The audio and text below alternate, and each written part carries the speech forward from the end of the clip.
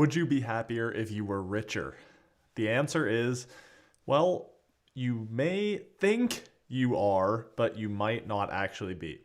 So in this video, I'm going to explain that. This is part of my little tribute series I'm doing to Daniel Kahneman, who unfortunately passed away this month, but he was a pioneer in the field of behavioral economics and really bringing like psychology into practical application in decision making, perception, economics, etc. And so this is based on a paper titled, appropriately, Would You Be Happier If You Were Richer? By Kahneman, Krueger, Schkade, and Schwarz.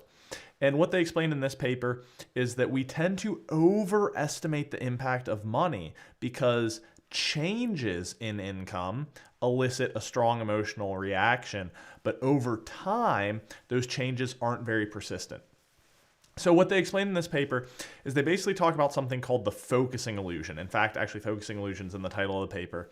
And they basically explain it as this. So there's a separate study that asks people to basically rate their level of happiness from 1 to 10, and then answer how many dates they've been on in the last 2 to 3 months. So when you ask it in that order, there's pretty much no correlation. But when you ask it in the other order, so you first ask people, hey, how many dates have you been on in the last 2 to 3 months? And then how happy are you? There is a 0.66 correlation, which means that by priming people to think about their dating life, how satisfied they are with their dating life has a disproportionate impact on how happy they rate themselves, right? And so this is what the focusing illusion means, is that anytime we focus on a specific element of our life, it tends to sort of disproportionately impact our construction of our own life assessment.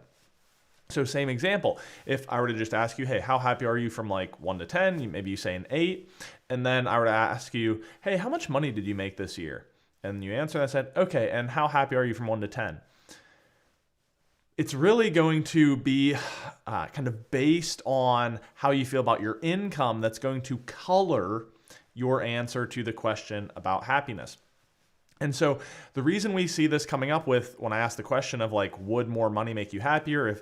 Or if you were richer, would you be happier? When you look at the kind of patterns between income and happiness in people's lives, what we tend to see is that actual in-the-moment experiences of positive emotion do not increase that substantially with wealth, particularly beyond a point that is, having adjusted for inflation, is around $112,000 per year. But beyond that point, we don't see like moment to moment, day by day, that you are in like a much better mood.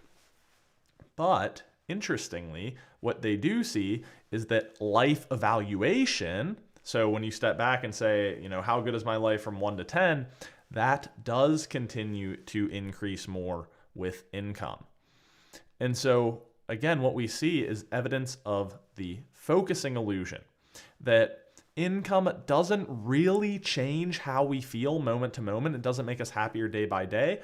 But when we step back and someone asks us, how happy are you? We try to like use a benchmark or some sort of like baseline thing to kind of anchor our assessments of happiness. And ultimately, because one of the main things that we use in our culture to determine status and just how you're doing in life is income, we tend to focus a little bit too much on this variable.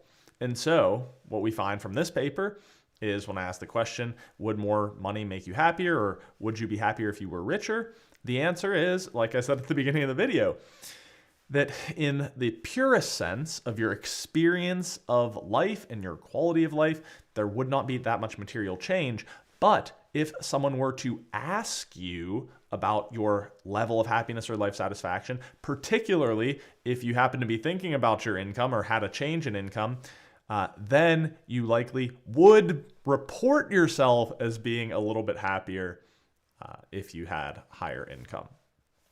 So kind of interesting to get at the nuances here of this relationship between money and happiness. And I think the big takeaway here is, of course, that while I think it's great to pursue greater income and earning more money, that ultimately your day-to-day experience of happiness and positive emotion, it may be better to prioritize other things or other sources of happiness and well-being. So I hope you enjoyed this video. Here's a video that I think you'll like based on kind of some similar topics and things like that. And that's all for now. So this has been your happiness nerd, Jackson Kirchis, and I'll see you next time.